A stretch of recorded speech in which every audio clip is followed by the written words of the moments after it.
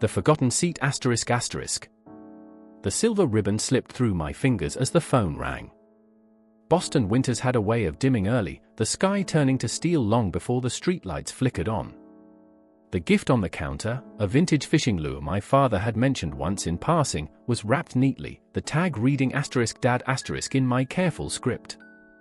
The caller ID flashed, asterisk mom dot asterisk. I smiled, wiped my hands on a dish towel, and answered. "Hi, Mom." I was just. Her voice was flat. No warmth, no hesitation. Just words laid out like bricks. "Rachel, your father and I have been thinking. It might be best if you didn't come for Christmas this year." Asterisk. A pause. Not silence, I could hear movement in the background. A chair scraping. The clink of a mug. Then another voice, sharp and familiar. "My brother, Ethan." "No hard feelings, rah, asterisk," he chuckled. Asterisk, "we'll just pretend we don't know you this year. Makes things easier." Asterisk. I didn't answer.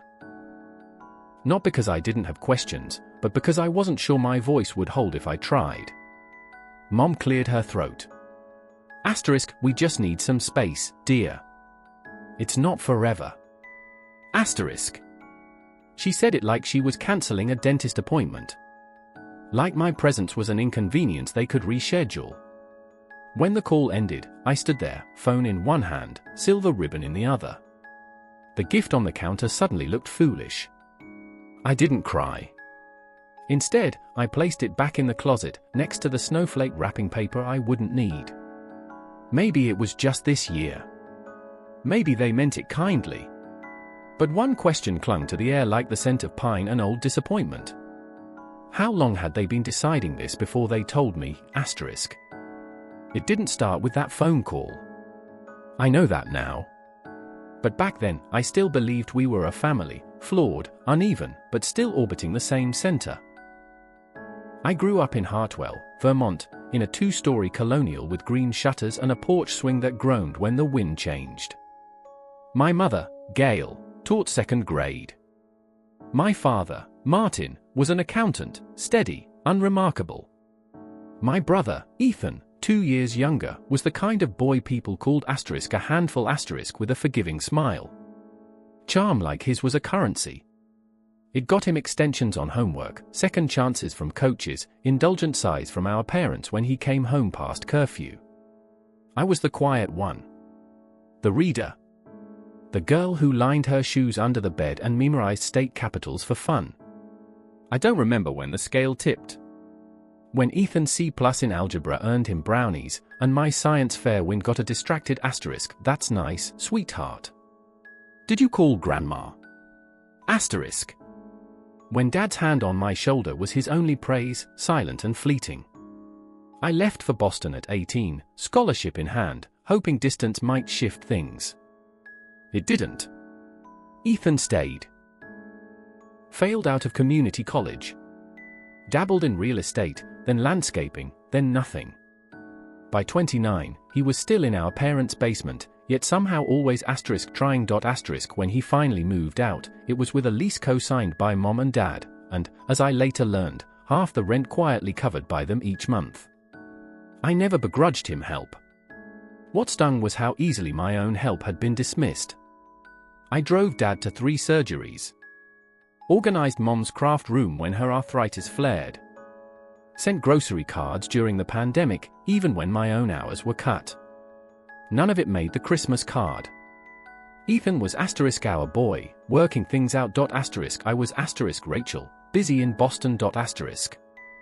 There were moments, more than a few, when Ethan leaned on me. After a breakup, he called crying. After Dad's fall, he asked me to handle the insurance forms. "You're the rock, asterisk," he said once. I remember that because no one else had ever said it. And then, years later, the same voice on the phone. "We'll pretend we don't know you this year." Asterisk. Light. Casual. Like a joke that didn't need to be funny. Like someone who'd already decided I was safe to forget. A week after the call, I opened Facebook. Not to check on them, at least, that's what I told myself. Just a scroll. Just curiosity. There it was, the family Christmas photo. Same fireplace. Same red and gold ornaments. Same crocheted stockings Mom hung every year. Except I wasn't in it. Where I usually stood, second from the left, beside Dad, was someone else. Monica Sullivan, our neighbor from 2 doors down. Always perfectly dressed, childless by choice, married to a man who owned 3 car dealerships. She was smiling between Ethan and Dad, holding a glass of eggnog like she'd been there for decades. The caption, so grateful for chosen family this year. More photos followed. Monica helping with the cranberry sauce. Monica holding a gift. Monica clinking glasses with Ethan. It wasn't just that I'd been excluded. It was that the space had been filled. A week ago, I thought I was the difficult daughter, the one they didn't know how to reach. Now I realized I'd been replaced seamlessly. Politely. Like a burnt-out bulb someone finally swapped. I checked our family group chat. Gone. Not archived. Deleted. I searched old tags, birthdays, Thanksgivings, Dad's retirement party. Many photos were still there, but fewer than I remembered. And in the ones that remained, I was never acknowledged. Not untagged. Just overlooked. There was something surgical about it. No drama. No fight. Just erasure, soft and precise.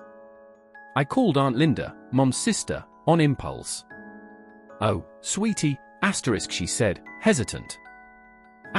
I thought you were spending Christmas with friends in Boston. That's what your mom said. I didn't correct her. What was the point? I didn't make an announcement. No dramatic text about setting boundaries. I just stopped showing up. When friends invited me for Christmas, I smiled and said, maybe next year. When MIA offered to drive to Vermont with me, just to say something to their faces, I shook my head. There's nothing left to say. And in truth, I wasn't sure there ever had been. I took down the half-decorated tree in my apartment. The ribbon, gold mesh with silver snowflakes, went back in the box, uncut. The ornaments were folded into paper sleeves like something fragile. Maybe they were. The gift stayed on the closet shelf. I drafted a card on Christmas Eve. Hope it's peaceful this year. Rachel. But I never sent it. On Christmas morning, I made French toast. Sat at the kitchen island with coffee, facing the window. No fireplace. No stockings. Just the hum of the fridge and the sound of wind against glass. I didn't cry. I told myself that was a kind of victory. The envelope arrived in mid-January. Thick paper. Hartford Law Office. Inside, a single line. Your presence is requested regarding the estate of Eleanor Monroe. My grandmother. The only person who'd ever made me feel seen without making me earn it. I called the number. Your grandmother passed on November 12 the attorney said. That's not possible, I whispered. I would have known. My father would have told me. A pause. Not surprised. Patient. I believe you should come in, Ms. Monroe. There's more. 2 days later, I sat in an oak-paneled office, staring at a death certificate.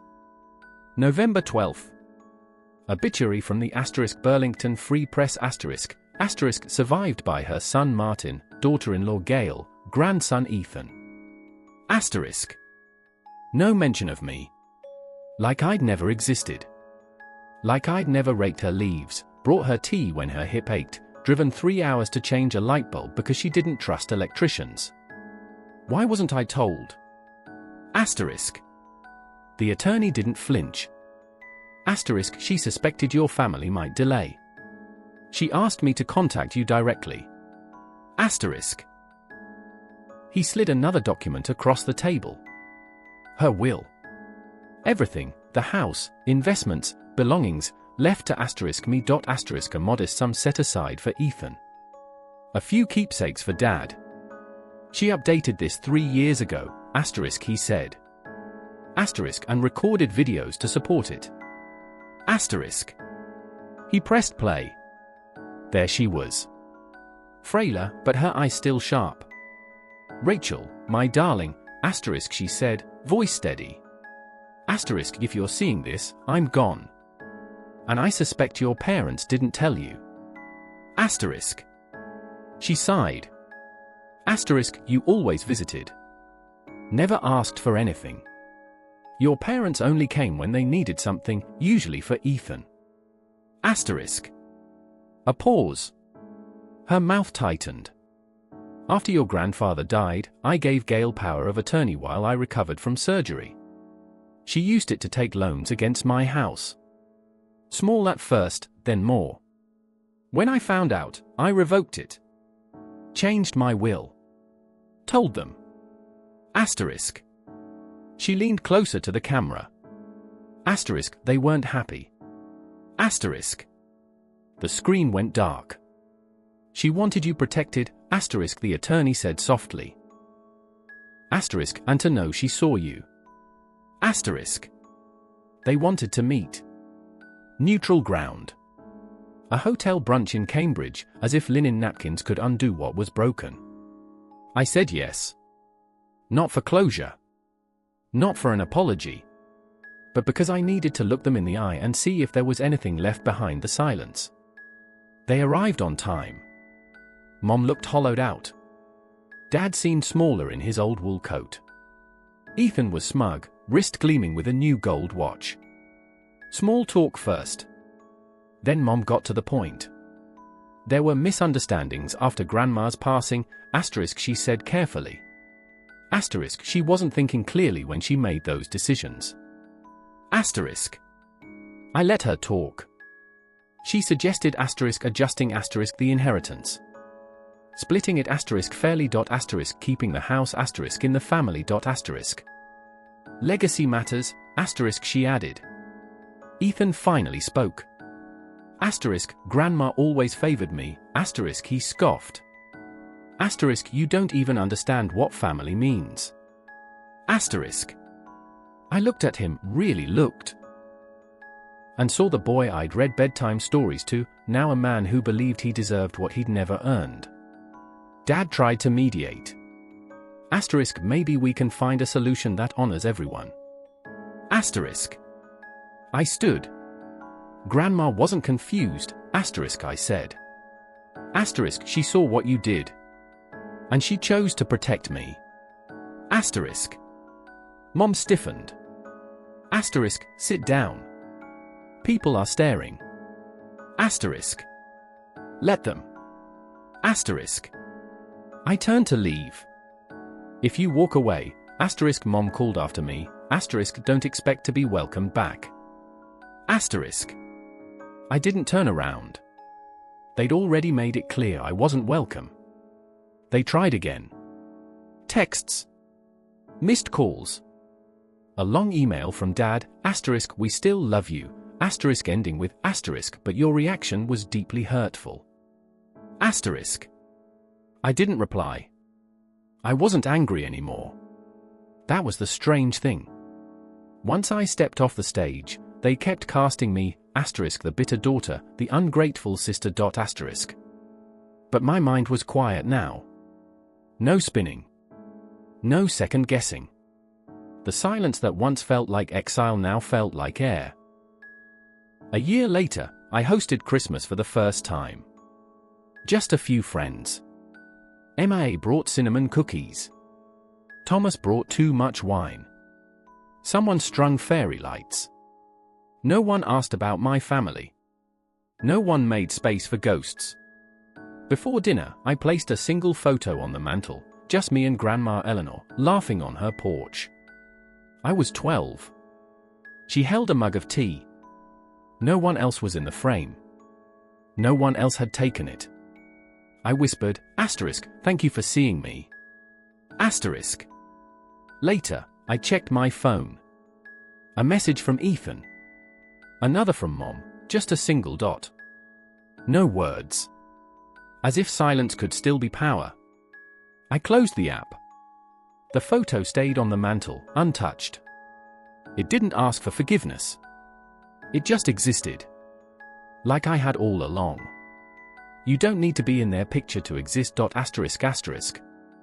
You just have to stop letting them crop you out.